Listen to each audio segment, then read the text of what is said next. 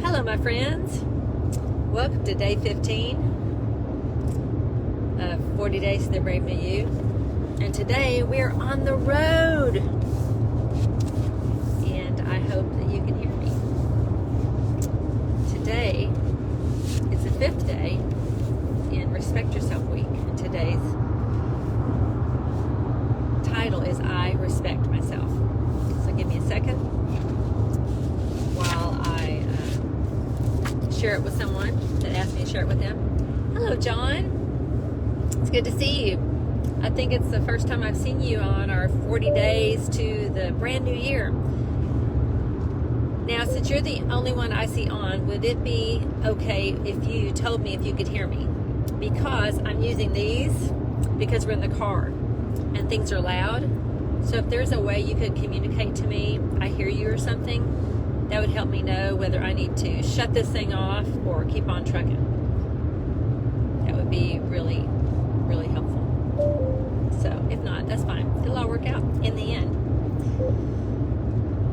I'm going to give this a momentum. Blessings and blessings and more blessings to all. I'm sharing with a friend. Asked me to share, and then I am going to rock on.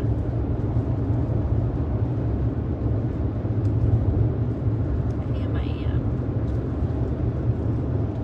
There we go.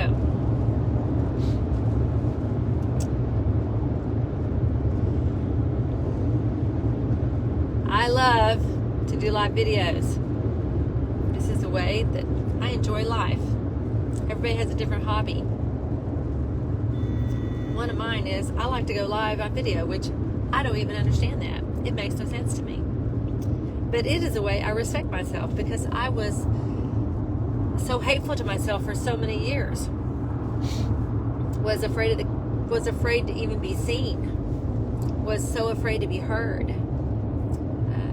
And that was all stemming from a place of self-hatred. And so I've had to ditch that and keep on moving. So I'm going to also share this here. Yes, indeed. Whoops. Well, yes, we are driving. And one more place. Because it's fun. And I'm looking at myself here. And it's weird seeing me look a separate way. It's pretty funny. We're on our way to celebrate my birthday with some dear friends. And gosh, friends I've known for 20 plus years. People that decided that we were going to be friends no matter what. And to be a friend, you do go through different changes, different challenges, different ups, different downs. People go in different directions. You question what people are doing. And at the end of the day, you have to trust their heart. And you have to just keep loving. Just keep loving. Just keep loving. And so I am in 40 Days of the Brave New You. We're in day 15. So I'm just going to talk to you a minute about it. About your actions being motivated out of love instead of out of self. Now remember, this study is about loving yourself, but loving yourself from a place on the inside where God lives and where you are one with God. And so what comes forth from you can be from that place of union, that place of love, that place where you were created in love, by love, from love, so that you can love. Today's thought is out of 1 Corinthians 16:4. Let all that you do be done in love. Now, real quickly, I'm going to grab my Passion Translation and see what it says there about love. 1 Corinthians 16:4 out of the Passion. 1 Corinthians 16:4. Don't lick your hands at home, guys. Or in a store. Sorry. One moment. 16:4. 1 Corinthians 16:4.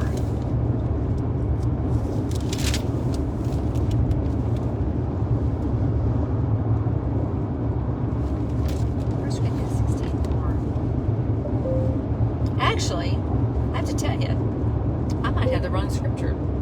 Isn't that fun? Isn't that exciting to discover? Yeah, let's discover it while we're on the World Wide Web too. That's funny. Anyhow, everything you do, let it be done out of love. And it's very difficult to let your actions come out of love if you don't love yourself. You can be motivated out of self, meaning you want to serve others so that one day you'll be served. You can be motivated out of letting other people see that you're loving other people. Those are still out of self instead of out of a pure place of love where you're just loving to love. Not loving to get anything back, though you get stuff back, but loving to love. Listen, loving yourself, it's something that we fall short in. The reason I know that is because marriages fall apart, relationships fall apart, friendships fall apart, nations fall apart, because we're not loving ourselves appropriately from the love of God, of the one who made us. If we were, we would treat one another with more kindness, with more respect. We would treat ourselves with more respect, more kindness. And we have respect all screwed up. You know, we take the definition of respect from a worldly standpoint, from a corporate standpoint, from a political standpoint, and we think respect is yes sir, yes ma'am, and that kind of thing. But that's not necessarily respect. You know, respect is a place inside where you are willing, first of all, you're willing relationally to say yes to the one who lives inside of you, who knows what's best for you and knows what's best for someone else. I think that's a deep, deep, strong place of respect, where you're not loving to be popular, you're loving from that place inside where you know you've heard the ones who live inside of you, and you're yielding to what they're saying to you because they want you to live, and they want you to love, and they want you to move forward in life and love in every stage of your life, in every season of your life. And not just a short season, but a long season. A long season. A long season. Today's mouth, the thought for the mind is, let all you do be done in love. The mouth is this. I've decided to, everything I do is out of love for me. His love for me. And His love flowing to me.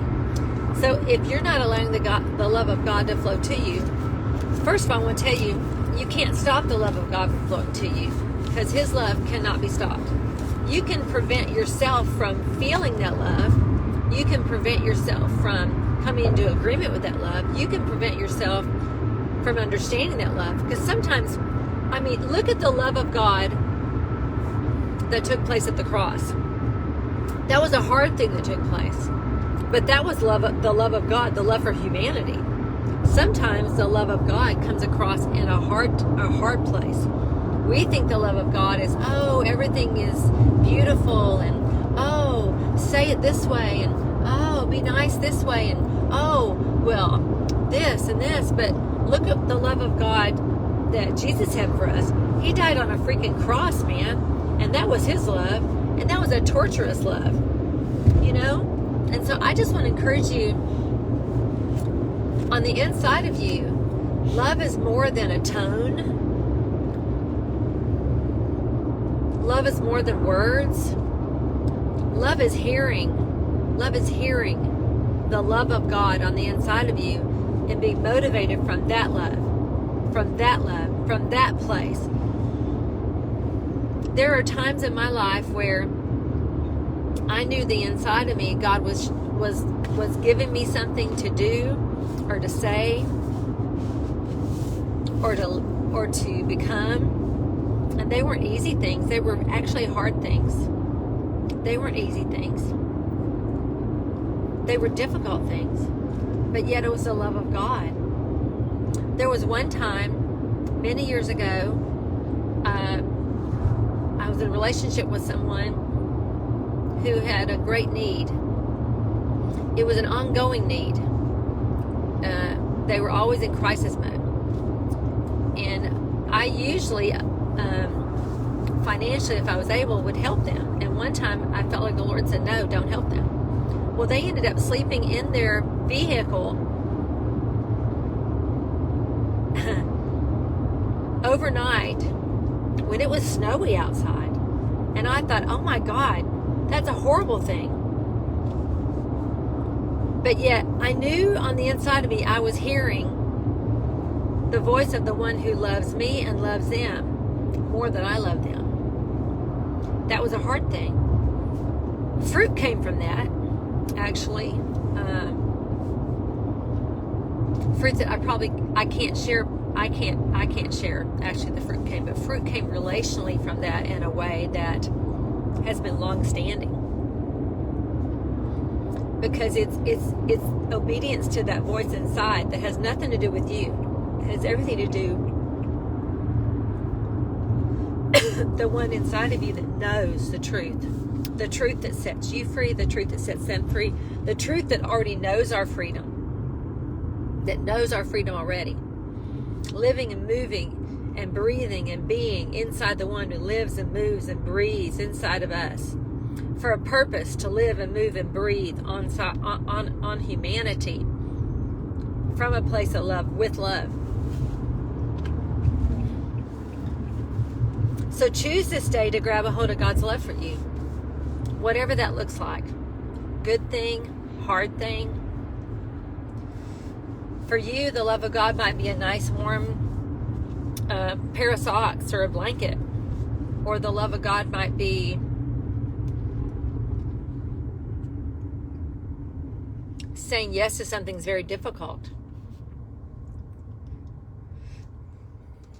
Years ago, I also remember something's coming to mind regarding my dad. My dad, I'm talking about the love of God. The love of God. My dad and I didn't have a relationship many years ago. And God gave me a dream, and basically the instructions were to go start loving on my dad. My dad lived an hour and a half to 2 hours away. So I began to take the trip 2 or 3 times a week to go see him. So mind you, I'm spending money on gas and food to go see someone I really didn't have a relationship with. But I knew on the inside of me, it was God that I go honor him in this way. Over time, that moved into a relationship, and over time, I began to clean his house, I began to spend time with him, I began to very cautiously eat his food because he was older and things weren't going so well with him, and you just didn't know if it was clean or not. But anyway, one weekend I didn't show up to go see him because I was kind of mad and ornery that he never said thank you. He never really said I love you back to me. He was blowing smoke in my face. He was cussing me and just things because it's just all he knew. And so, interestingly enough, a Sunday afternoon, my dad calls me and says, hey, where are you? And it dawned on me on the inside of me, wow, my dad did miss me. And God opened up my eyes to show me that my dad looked forward to me coming every time I came. That my dad was in isolation and nobody went to see him. That I was one of the only ones. Or the only one. I was the only one that went into his house. So it's like I didn't realize I was breaking into isolation. I was breaking into his darkness. I was breaking into his dimness. I was breaking into a place where he didn't know how to love himself. He didn't know how to love others. And that day, it changed me. And I said, oh, Dad, I'm so sorry. I was running late. I've been running late. And I left that moment. And I went and took the 2-hour trip to go see my dad. And then came back that night. And so the fruit from that is it brought relationship into my family. My sisters began to go see him grudgingly because they didn't have a relationship with him. They didn't like him either. He was not a likable person. But over time, what happened is the love of God took over all of our whole family, and my dad actually ended up living with my sisters, and my dad died holding my sister's hand. Now, he would have died all alone by himself had I not obeyed the Lord to be the one to kind of break into his darkness, that broke into the darkness that was on my family, that caused my family to go in to go see him. It began this relationship of meeting with my dad and loving on my dad in a way that nobody loved on him. And he came into a really stronger, more intimate relationship with God, and that relationship with God grew so strong that he said one day when he was on his deathbed, he's like, I'm not afraid anymore. I'm just not afraid. I'm ready to go meet the one, you know. And so please do not underestimate the love of God that lives inside of you for you, and do not underestimate the love of God that lives inside of you for the person in front of you. Do not underestimate that person in front of you that you care for, that you think doesn't care for you or doesn't respect you or doesn't thank you enough or doesn't like you or is too much trouble or it's inconvenient or whatever.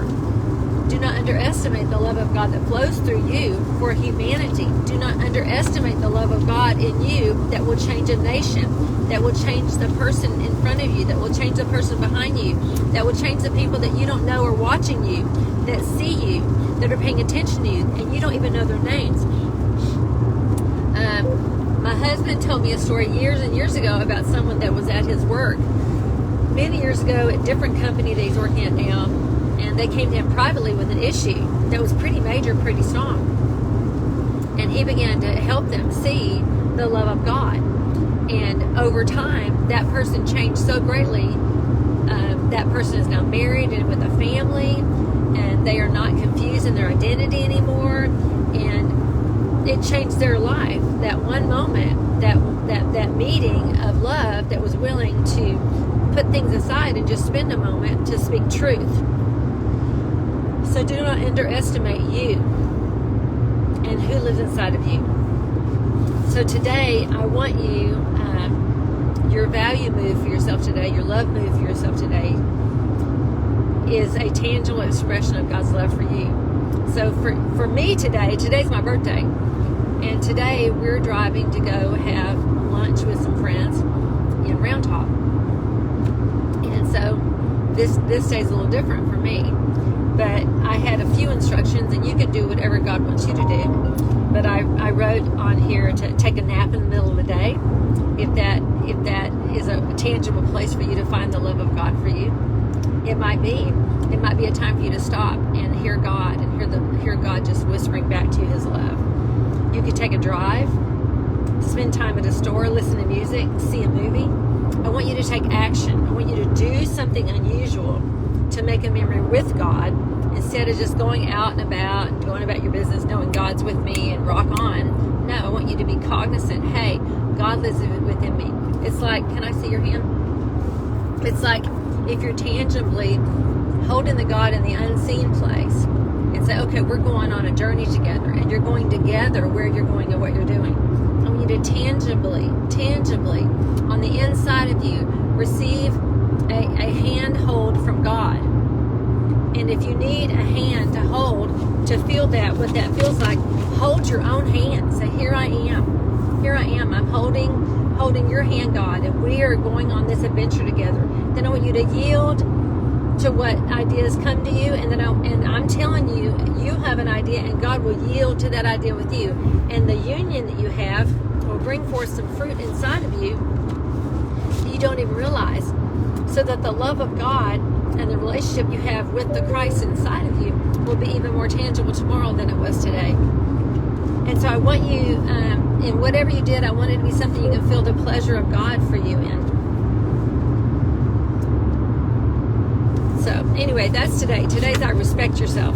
I respect myself day. In 40 days, celebrate me you. You're welcome to pick up a book from me if you're local, or I can send you privately the PDF, or you can make a donation to our ministry and I'll help you that way or whatever. So anyway, I bless you today, and we'll see you this weekend. Share this with a friend who might want to just have some real talk about real love.